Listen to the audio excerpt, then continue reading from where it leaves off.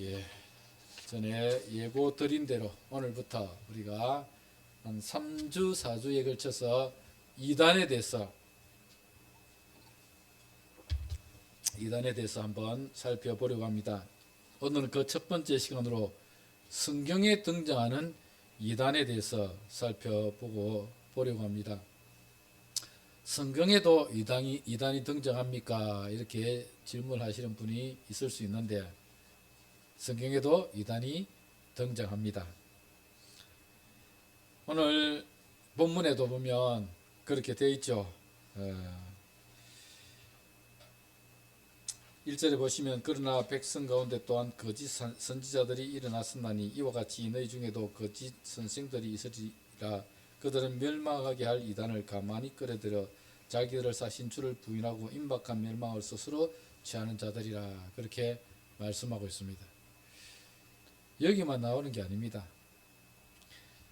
갈라디아서 2장 1절에서 3절에 보면 거짓 선지자들, 거짓 선생들 이런 표현으로 해서 교회 안에 들어온 이단들을 말씀을 하고 있고, 특히 이 갈라디아서에서는 유대 할례주의자들에 대한 내용이 굉장히 많이 나오고 있습니다. 우리가 좀 이따가 공부를 할 건데 유대 할례주의자들이 교회에 들어와서 교회를 어지럽히고 또 문제를 일으키는 그런 일들을 행하였습니다.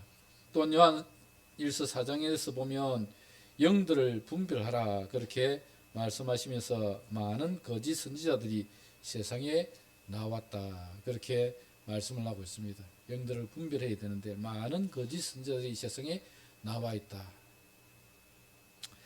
성경에 등장하는 거짓 선생, 거짓 선지자, 거짓 사도들은 우리가 오늘날로 하면 이단이라고 불려지는 자들입니다. 오늘은 이 이단들에 대해서 한번 살펴보려고 합니다. 먼저 이단의 정의를 좀 살펴보아야 되는데 이단이 뭐지요? 이자가 한자죠. 다를 이자에 단자가 끝단자입니다.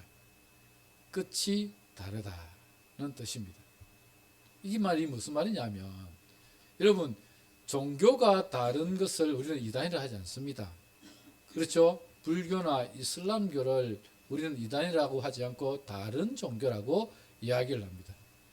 그런데 시작은 기독교로 시작을 하지만 나중 끝은 완전히 다른 그런 단체를 우리는 이단이다 그렇게 표현을 하는 것입니다.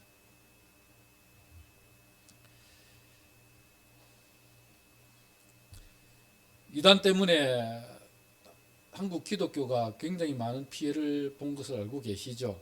세월호 사건을 기억하실 텐데 세월호 사건은 무슨 이단 때문에 문제가 일어났죠?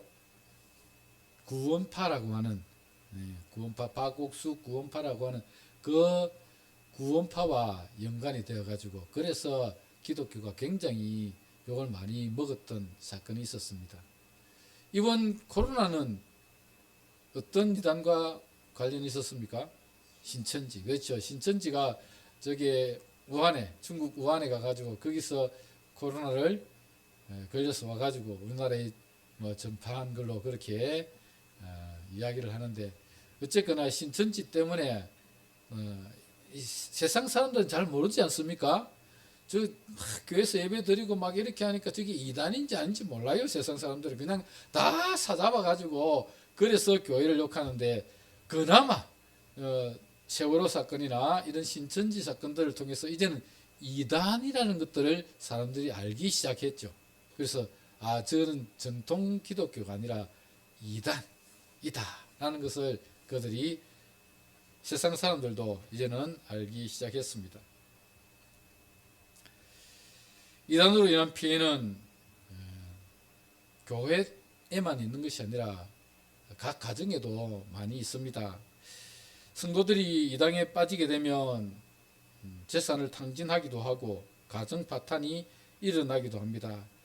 그리고 결국은 모든 것을 다 잃고 그들이 구원에 이르지도 못합니다. 그래서 우리는 이 이단들에 대해서 좀 경각심을 가져야 됩니다. 가져야 되고 이단에 빠지지 않도록 매우 조심을 해야 합니다. 앞으로 이단에 대해서 우리가 계속 살펴볼 텐데, 제가 이렇게 시리즈로 나눠서 하는 이유는 여러분이 이 배경을 알아야 이단에 대해서 제대로 알 수가 있기 때문에 제가 이렇게 시리즈로 하고 있습니다. 성경에 등장하는 이단은 크게 세 부류로 나눌 수 있습니다. 첫 번째는 유대주의적 율법주의자입니다.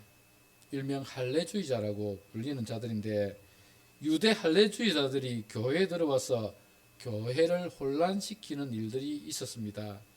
이들은 크게 두 가지를 강조했는데, 첫 번째는 할례를 행하지 않으면 구원을 받을 수 없다는 것이고, 두 번째는 모세의 율법을 준수하지 않으면 구원에 이를 수 없다라고 주장을 했습니다.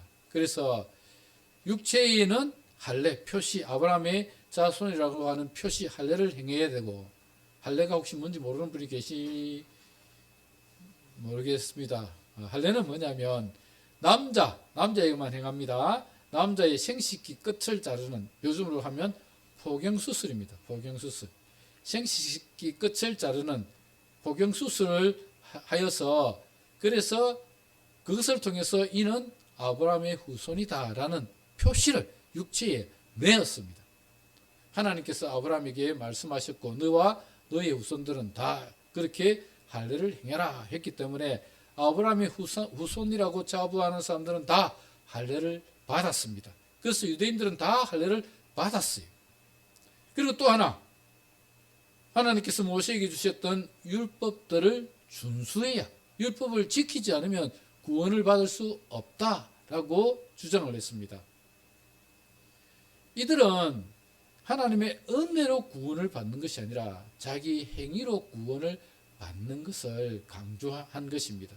그래서 교회에 들어와서 너희가 할례를 행해야 되고 또 모세의 율법을 준수해야 된다. 그렇지 않으면 너희가 구원에 이를 수 없다라고 이야기를 했습니다. 초기 기독교에서는, 예루살렘 교회에서는 사실 이게 아무 문제가 되지 않았습니다. 왜냐하면 다 유대인이었기 때문에 아브라함의 후손이라고 자부했고, 그래서 그들은 다 할례를 행했습니다.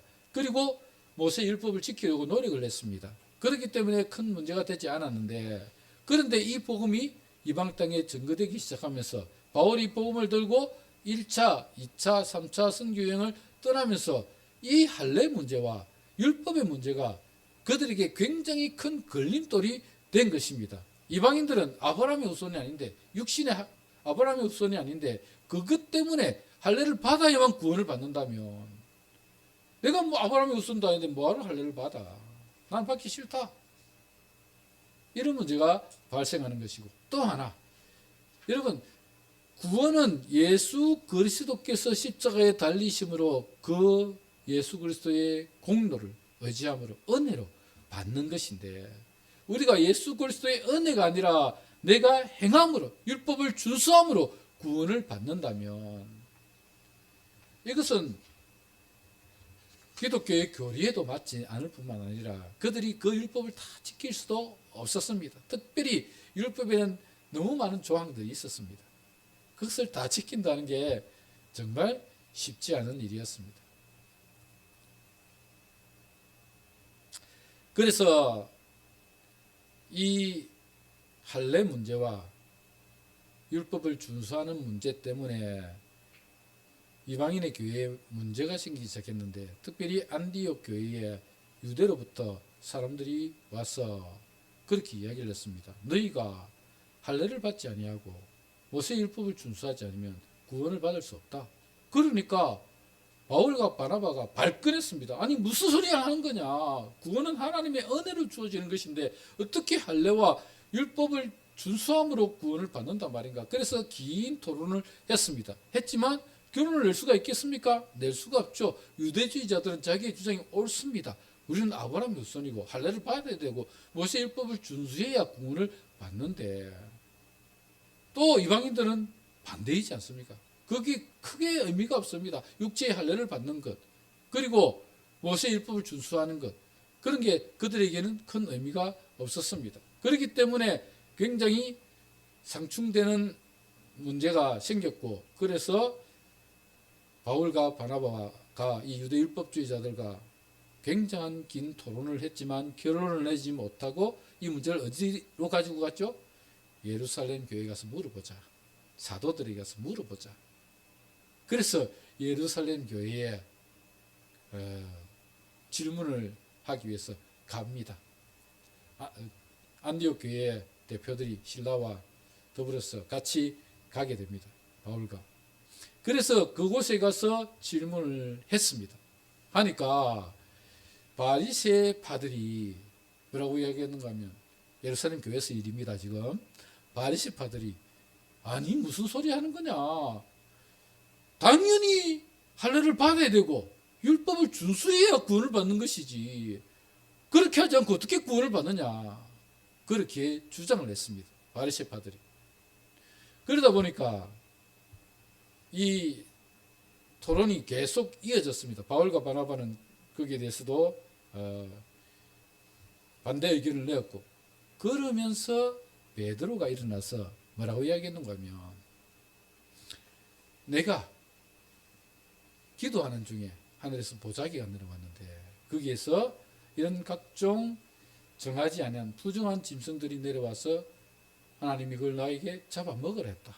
그것이 3번 있은 후에 고넬료는 백부장이었습니다. 백부장은 누구냐면 로마 군인입니다. 이방인입니다.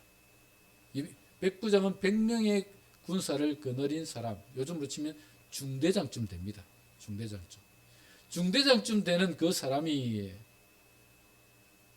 베드로를 초청해서 자기 집에 모시고 갑니다. 가서 하나님의 말씀을 듣는데, 베드로가 이 복음을 전할 때에 성령이 그들 가운데 임하는데, 성경에 보시면 그대로 표현하면 오순절날 임했던 그 성령의 강력한 역사가 이 고넬료의 집에 임하였습니다. 그래서 성령이 그들에게 임하는 것을 보고 우리가 이 이방인에게 세례 주는 것을 어찌 금하겠는가. 그래서 그들에게 세례를 주었다. 구원이 이방인에게도 임하였음을 우리는 보았다라고 베드로가 고백을 했습니다. 그러면서 베드로가 결론적으로 사도행전 15장 11절 말씀에 이렇게 말씀합니다. 그러나 우리는 그들이 우리와 동일하게 주 예수의 은혜로 구원받는 줄을 믿노라 하니라. 바울은 행함이 아니라 은혜로 말미암아 구원을 받는 것이다 라고 그렇게 주장을 했습니다. 할례나 율법을 지킴으로 구원에 이르는 것이 아니라 오직 주 예수의 은혜로 구원을 받는 것을 확인한 것입니다. 베드로의 발언이 있은 이후에 바울과 바나바가 1차 선교 여행을 다니면서 겪었던 일들을 말하면서 이방인 중에 행하신 하나님의 표적과 기사를 말합니다. 바울과 바나바의 감동적인 선교 여행 후기를 들은 예루살렘 지도자들이 하나님의 구원의 역사가 이방인 중에서도 일어남을 확인했습니다. 예루살렘 교회는 긴 토론을 통해서 이 문제의 결론을 내어줍니다. 사도행전 15장 28절 29절을 보시면 이렇게 기록되어 있습니다. 성령과 우리는 이 요긴한 것들 외에는 아무 짐도 너에게 지우지 아니하는 것이 옳은 줄로 알았노니 우상의 제물과 피와 목매어 죽인 것과 음행을 멀리할지니라. 이에 스스로 삼가면 잘되리라. 평안함을 원하노라 하였더라. 즉 이방인들에게 할례나 또 모세 율법과 같은 무거운 짐을 지어서는 안 된다는 것입니다.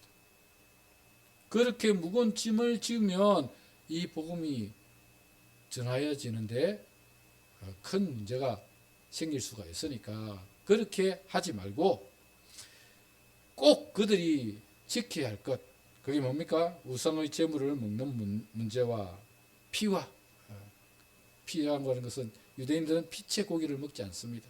피와 목매어 죽인 것, 이런 것들만 지키도록 하는 것이 옳겠다라고 결론을 내어줍니다. 이것은 굉장한 큰 결정이었습니다. 이방인 선교를 위한 엄청난 결정이었습니다. 이런 결정이 없었다면 이방 땅에 복음을 전하는 일이 결코 쉽지 않았을 것입니다.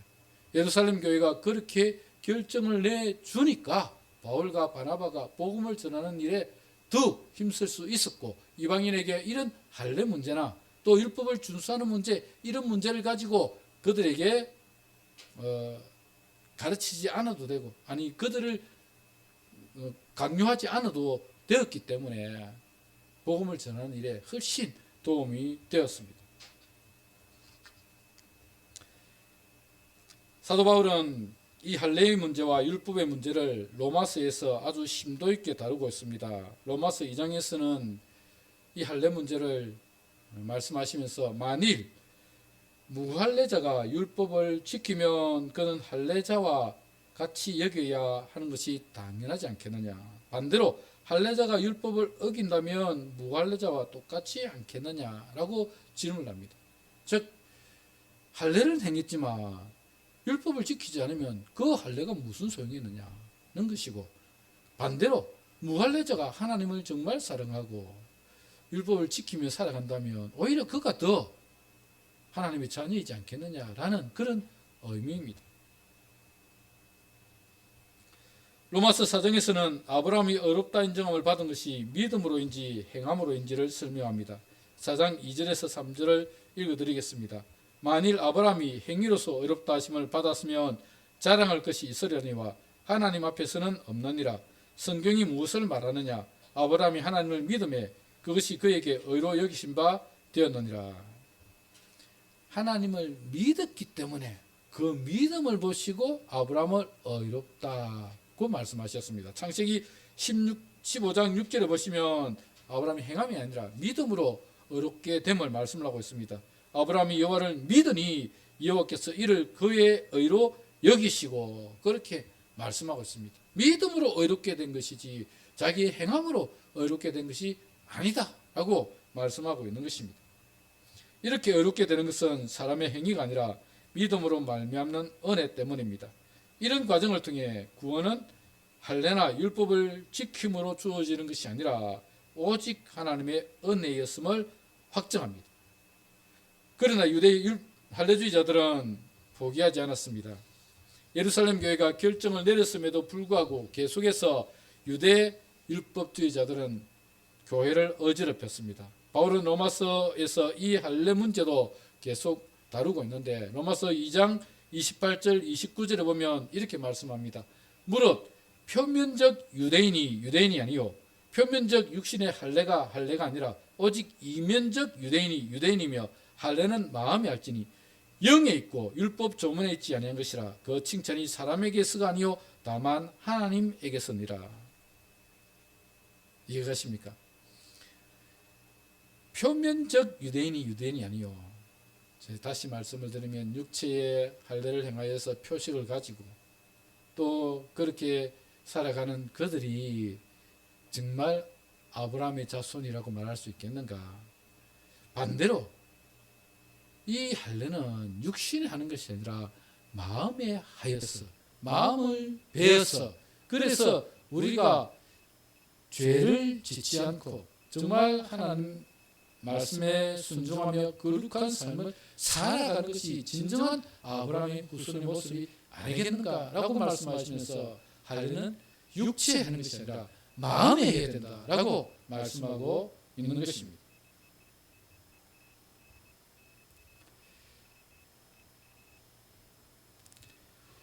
이렇게 할례가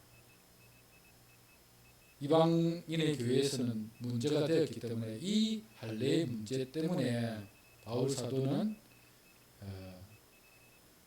이 할례 문제를 또 율법을 지키는 문제를 위해서 굉장하게 많은 토론을 하고, 그것을 우리의 구원은 행위가 아니라 오직 믿음으로 은혜로 주어지는 것임을 이런 과정을 통해서 우리에게 확정을 시켜주셨고, 그래서 우리가 구원은 우리의 행위로 얻는 것이 아니라 하나님의 은혜로 주어지는 것임을 우리가 알게 된 것입니다.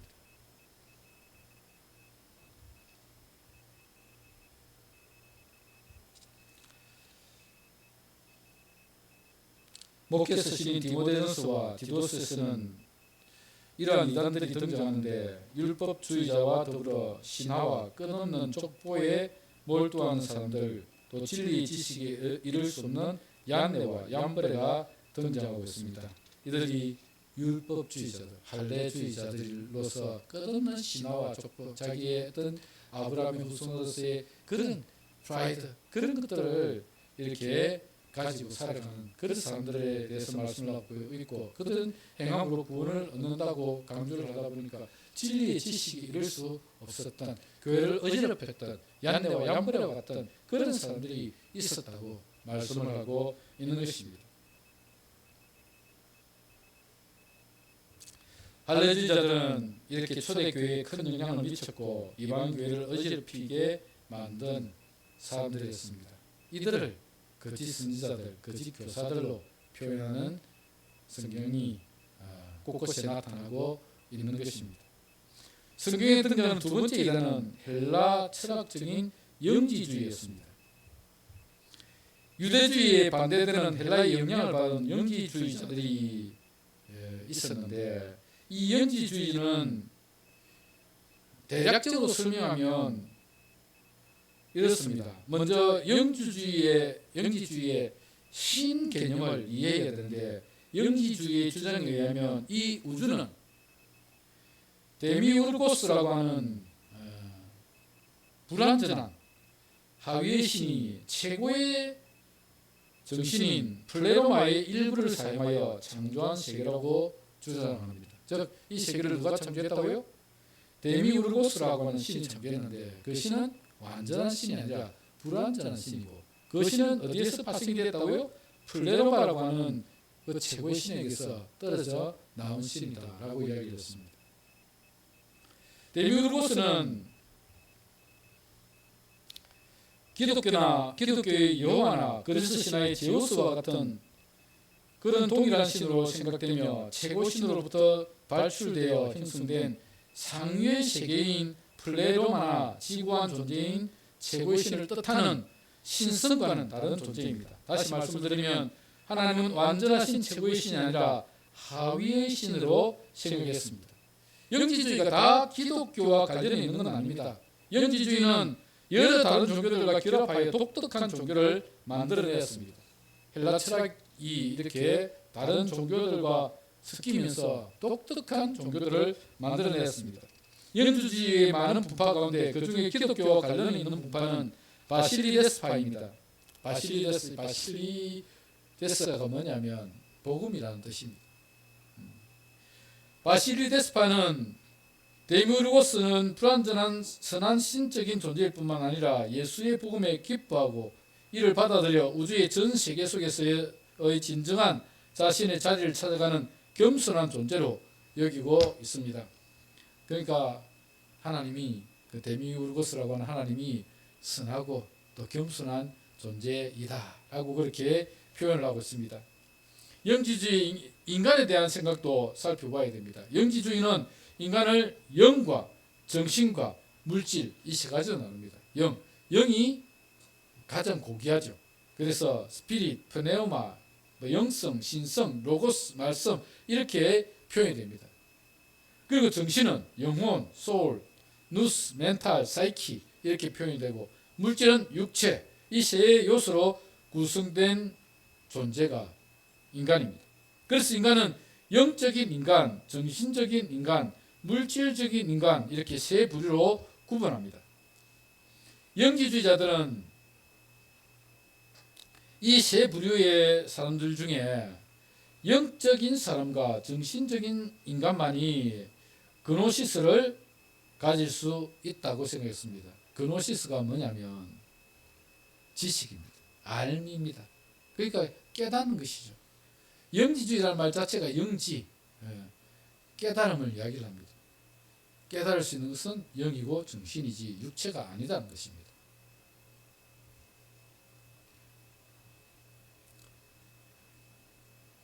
물질적인 인간은 이번 생에서는 그노시스에 도달할 수 없을 것이라고 여겼습니다. 그 이유는 물질적인 인간은 물질에 너무 몰입해 있으며 따라서 더 높은 차원의 실체가 있다는 것을 인지하지 못할 것이라고 보았기 때문이었습니다. 성경에 등장하는 영지주의자들은 공동서신 중에 요한서신에 많이 나타나고 있습니다. 영지주의자들은 가현설을 주장했는데 예수 그리스도의 육신으로 오심을 부인하는 자들입니다.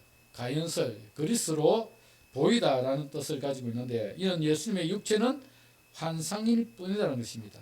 하나님의 아들인 예수 그리스도가 물질적인 인간의 육체를 가지고 올 리가 없다는 것입니다. 이 영지주의자들은 육체는 정말 저급하고 하찮은 것이기 때문에 하나님의 아들이신 예수님이 그 하찮은 육체를 입고 오실 리가 없다라고 생각을 했습니다. 그래서 예수님의 십자가를 부인하고 예수님의 고난받는 것은 환상일 뿐이지 그가 죽고 부활하는 것은 중요하지 않다고 주장을 했습니다. 헬라 철학적 사상이었던 영지주의가 기독교의 교리와 결합되어 절대신인 여호와 하나님에 대한 부정과 예수 그리스도의 인성을 부인하는 결과를 낳게 되었습니다. 성경에 등장하는 마지막 세 번째 이단은 계시록에 등장하는 니골라당입니다. 니골라당이라고 하는 니콜라우스주의는 자료가 그리 많지 않습니다. 다만 요한계시록 2장 14절 15절에 니골라당이 등장하고 있는데 그들이 그 성경에 보면 방탕한 삶을 살았음을 기록하고 있습니다. 제가 읽어드리겠습니다. 그러나 내게 두어 가지 책망할 것이 있나니 거기 내게 발람의 교훈을 지키는 자들이 있도다. 발람이 발락을 가르쳐 이스라엘 자손 앞에 걸림돌을 놓아 우상의 제물을 먹게 하였고 또 행음하게 하였느니라. 이와 같이 내게도 니골라당의 교훈을 지키는 자들이 있도다. 그렇게 말씀하고 있습니다. 이 발람 사건을 여러분 아시는지 모르겠는데 구약 성경에 보면 이스라엘 백성들이 광야길을 가는 동안에 그 발락이라고 하는 왕이 사는 지역으로 지나가게 되었습니다. 그런데 이 발락이라는 왕은 어떻게 했어든지 이스라엘이 멸망당했으면 좋겠습니다. 그래서 발람이라는 선지자를 부릅니다. 불러가지고 저들을 저주해라. 그런데 하나님께서는 그 발람이라는 선지자에게 내 백성을 네가 저주할 수 없다. 그래서 저주 대신에 축복을 합니다. 3번이나 그렇게 했습니다. 그 나중에는 네가 내게 내 말에 순종해서 저들을 저주했다면 내가 금은 보화를 너에게 주었을 텐데 네가 저주 대신 축복을 했으니 너는 돌아가라 그랬습니다. 그런데 나중에 성경에 보면 이 발람이라고 하는 선지자가 발락에게 한 가지 힌트를 줍니다. 그들을 잔치에 이 우상 숭배하는 그 잔치에 이스라엘 백성들을 초대해가지고 그들이 이 곳에 와서 같이 음식을 먹고 잔치를 벌일 수 있도록 해라 이를 줍니다. 그래서 발락이 이스라엘 백성들을 초대해서 막 우상 앞에 춤을 추고 잔치를 하고 음식을 먹고 그렇게 뛰어노니까 하나님께서 진노하시고 그 이스라엘 백성들에게 큰 재앙을 내리셨습니다. 그 사건이 발람 사건입니다. 그와 마찬가지로 이 니골라당이라고 하는 사람들이 이 발람의 교훈을 쫓은 것처럼 지금 이 니골라당이 그런 일을 하고 있다는 것입니다. 이들이 하는 일은 우상의 제물을 먹게 하는 일과 또 하나는 음행하는 일을 그들은 주장하고 있다는 것입니다. 그 이방 우상에게 제사를 지낼 때 제물만 먹을 뿐만 아니라 그 이방의 여사제들과 또 이렇게 음행을 행하는 일들이 자주 있지 않았습니까? 그런 일들이 이 니콜라우스 주의자들에 의해서 행해지고 있다는 것입니다. 그리고 그것이 교회에 들어왔고 그 교회가 그런 일들을 행하고 있음을 책망하고 있는 내용입니다. 이들이 이 니골라당이 어떤 단체인지 정확하게 알기는 어렵습니다. 자료가 많지 않기 때문에. 그렇지만 많은 학자들은 이 니골라당도 영지주의에서 분리된 한 분파로 보고 있습니다. 영지주의 분파 중에 쾌락주의를 지향하는 분파가 있는데 이 니골라당이 영지주의에서 분리된 쾌락주의가 아닌가 하는 추측을 하고 있습니다. 이들은 유대 율법주의와 반대로 하나님의 은혜를 매우 강조했습니다.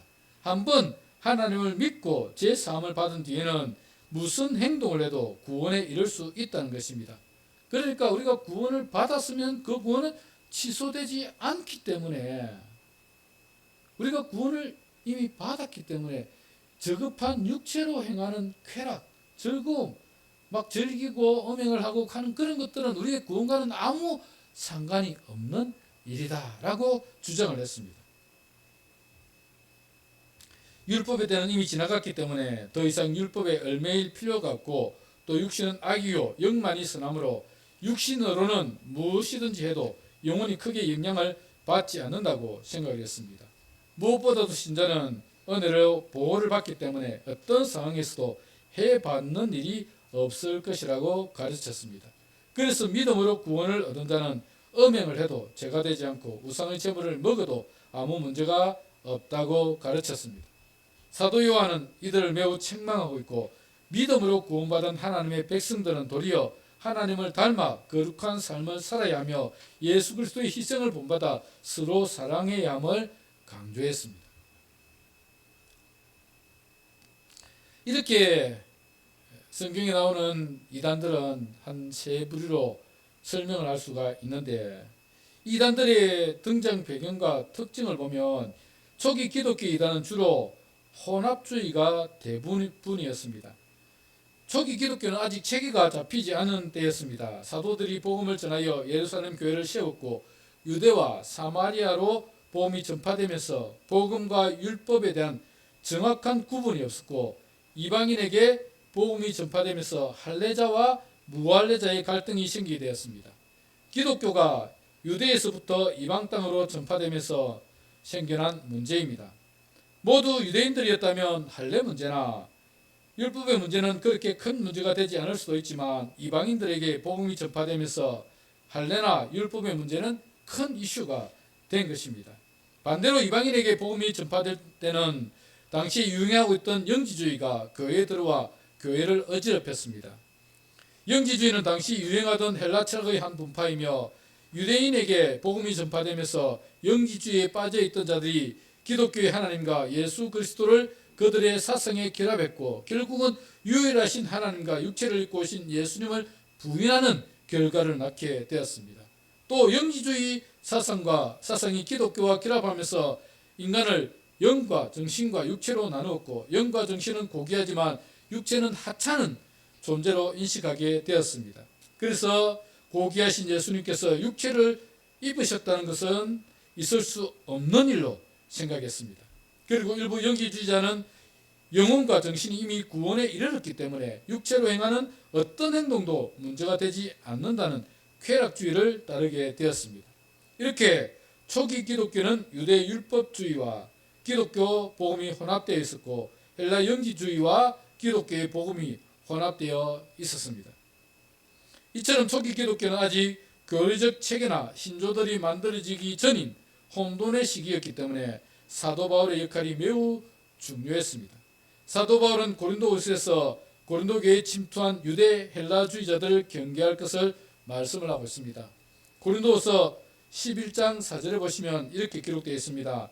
만일 누가 가서 우리가 전파하지 아니한 다른 예수를 전파하거나, 혹은 너희가 받지 아니한 다른 영을 받게 하거나, 혹은 너희가 받지 아니한 다른 복음을 받게 할 때는 너희가 잘 용납하는구나. 바른 복음, 사도 바울이 전했던 바른 복음을 전할 때는 잘 받지 않으면서 이상한 다른 복음을 전하는 그런 것들을 너희들이 잘 받고 있다라고 말씀을 하면서 11장 13절에 보면 이렇게 말씀합니다. 그런 사람들은 거짓 사도요 속이는 일꾼이요 자기를 그리스도의 사도로 가장하는 자들이니라. 교회에 들어와 교회를 어지럽혔던 유대 헬라주의자들을 향하여 그들은 속이는 일꾼이요 거짓 사도이며 그리스도의 사도로 가장하는 자들이다, 그렇게 경고하고 있는 것입니다. 갈라디아서 1장 6절 7절에도 갈라디아 교회에 침투했던 유대 율법자들에 대한 경고가 기록되어 있습니다. 그리스도의 은혜로 너희를 부르신 이를 이같이 속히 떠나 다른 복음을 따르는 것을 내가 이상하게 여기노라. 다른 복음은 없나니 다만 어떤 사람들이 너희를 교란하여 그리스도의 복음을 변하게 하려 함이라. 다른 복음은 있을 수가 없다는 것입니다. 다른 복음은 있을 수가 없습니다. 유대 할례주의자들이 갈라디아 교회에 들어와 교회를 어지럽히고 교회를 혼란스럽게 할 때도 그들에 대해서 경고하시면서 다른 복음은 없다. 너희들 가운데 그렇게 너희들을 혼란을 주고 하는 그들이 전하는 그 복음은 잘못된 것이다 라고 말씀을 하고 있는 것입니다. 갈라디아서 2장 3절 4절에 보시면 이렇게 기록되어 있습니다.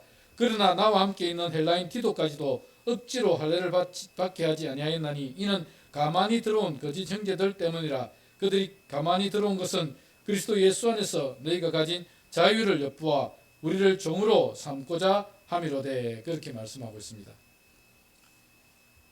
여기 보면 디도에게 억지로 할례를 행하지 않았다. 그 이유가 뭐라고요? 그 할례주의자들 때문에 그랬다. 그렇게 말씀을 하고 있습니다. 할례주의자들은 이 디도는 이방인입니다.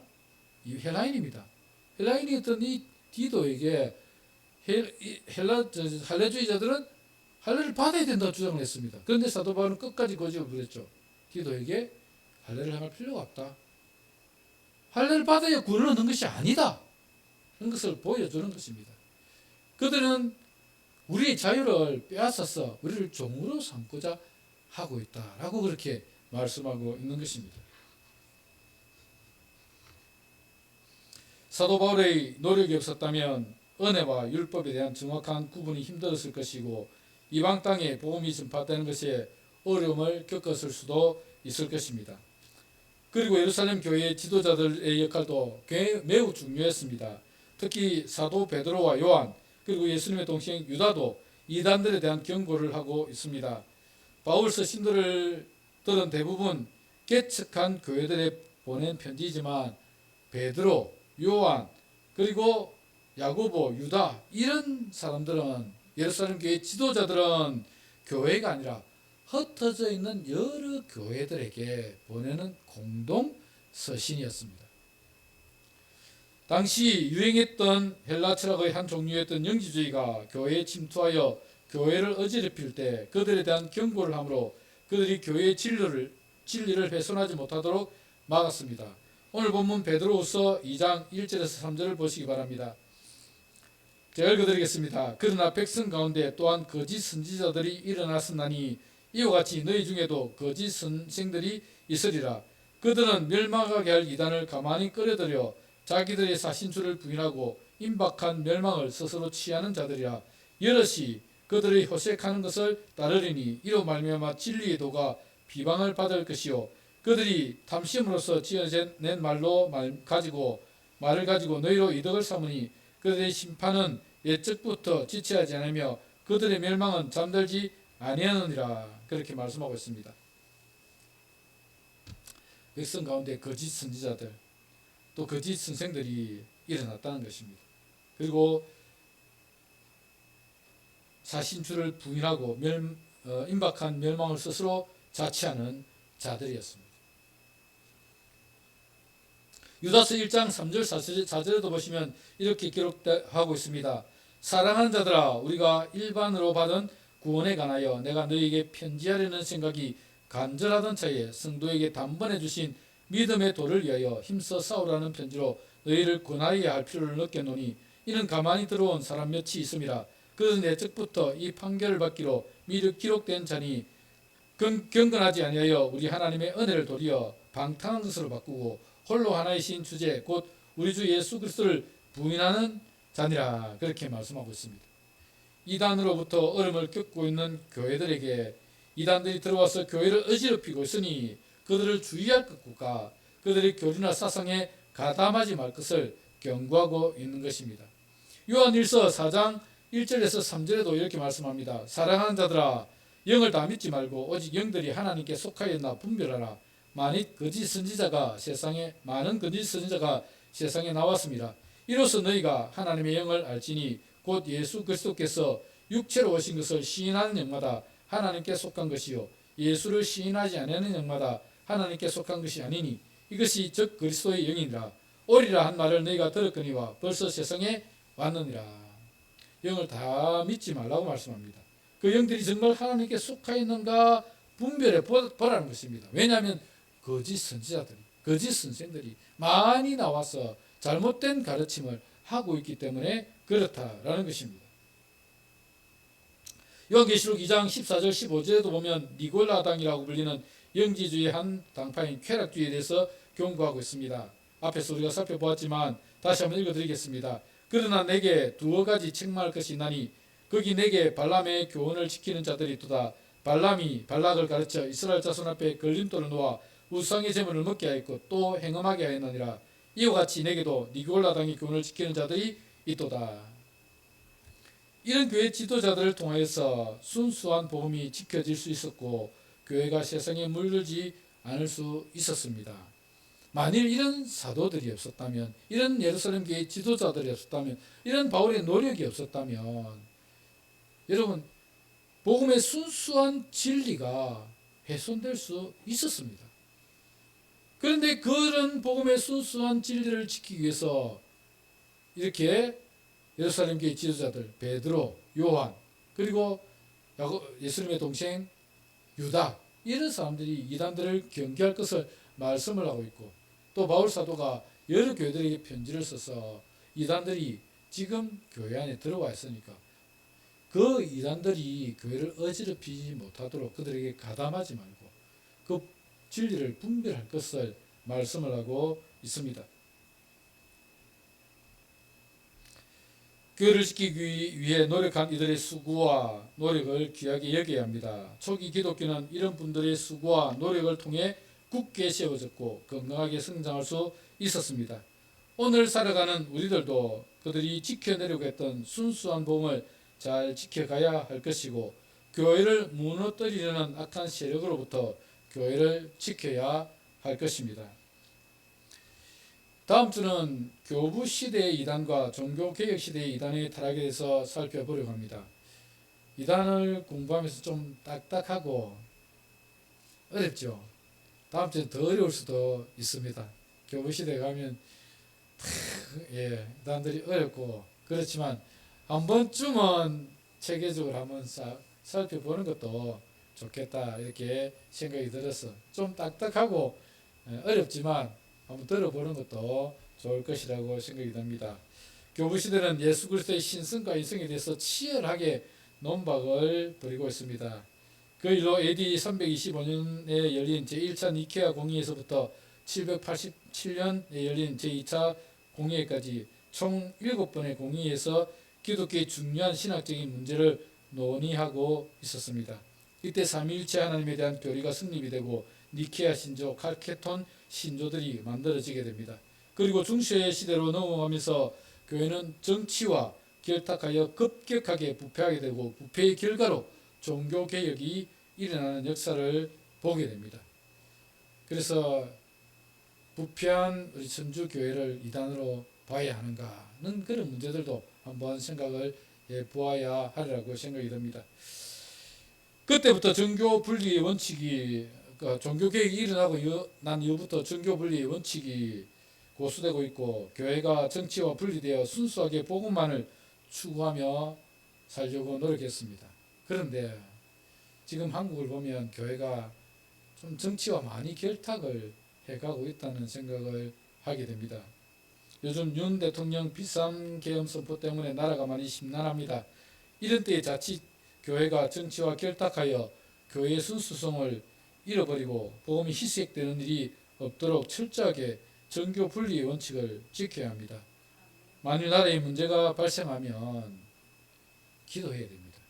우리가 동성애가 문제가 생길 때에 하나님 앞에 나가 기도하지 않았습니까? 나라에 문제가 있으면 하나님께 맡기고 기도해야지. 그걸 우리 힘으로 해결하겠다고 정치와 결탁해서 나중에 하다 보면 교회가 정치의 하수인이 되면 반드시 욕을 먹게 되어 있고 세상 사람들에게 버림을 받게 되어 있습니다. 철저하게 정교 분리가 이루어져야 된다고 생각하는 사람이 접니다. 저는 철저하게 정교 분리가 돼야 된다고 생각합니다. 그래서 교회는 정말 하나님만 바라보고 기도하는 것이지 내 힘으로 무엇을 해보겠다 그래서 막 정치와 결탁해가지고 막 무엇을 하려고 하면 결국 타락하게 되고 세상의 지탄을 받을 수밖에 없는 것입니다. 하나님의 능력을 믿고 하나님께서 문제를 해결해 가시도록 하나님께 맡기는 것이 가장 지혜로운 일이라고 생각합니다. 선조들이 목숨을 바쳐 지키는 수수한 복음이 훼손되지 않도록 우리 모두가 노력해야 할 것입니다. 이 복음이, 이 순수한 복음이 계속 주님 오시는 그날까지 이어져 갈 수 있도록 우리가 이 복음 안에 서야 되고, 이 복음을 지켜야 되고, 이 복음을 전해야 되고, 이 복음을 통해서 영혼을 구원하는데 힘을 쏟아야 할 것입니다. 그렇게 해서 정말 이 순수한 복음을 통해서 영혼들이 구원받고 하나님의 영광이 드러나는 은혜가 우리 모두에게 있기를 주님의 이름으로 축복합니다. 말씀을 기억하면서 함께 기도하도록 하겠습니다. 기도할 때